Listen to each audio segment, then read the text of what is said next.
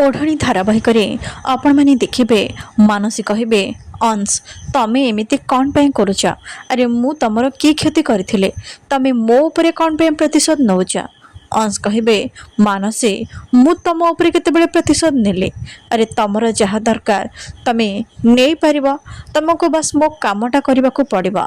सेमानंकर प्रत्येकटी लुह बुंदार मूल्य 2 लाख सेमानंक भितरे झगड़ा लगेदेले 5 लाख आउ सेमानंकर पूरा परिवार को भांगीदेले तुमको मु ए पूरा प्रॉपर्टी रू 50% देदेबी जेते पारुच रोजगार कर आउ अयस कर।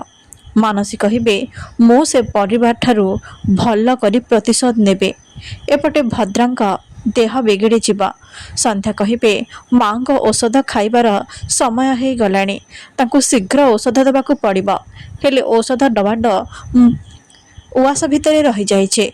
ज्योति कहे माँ आपण व्यस्त हुंतुनी मु एबे जाई नहीं आसुचे।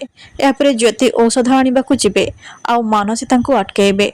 ज्योति कहे अपा तू भद्रामी तो हरई सारिचु अति कम रे मनीष पणिया तो रख माँ ठाकुराणी का देह खराब मु तांका पाई मेडिसिन नेबे मते भितर को जीवाकु दे। मानसी कहे तते मु छाड़ी परिबेने एही समय रे जीवन आसीबे। आउ संध्या आसी कहे मानसी माँ को औषध खाइबा निहाती जरूरी मु तो आगरे हाथ जोड़ुचे औषध डबाटा दे दे। मानसी कहे तमे माने मते एबे अपमानित करथिल ना एबे मो पाळे औषध तो देदेबी हेले ता बदल रे मते भी किछि दरकार। संध्या कहे कह कौन दरकार।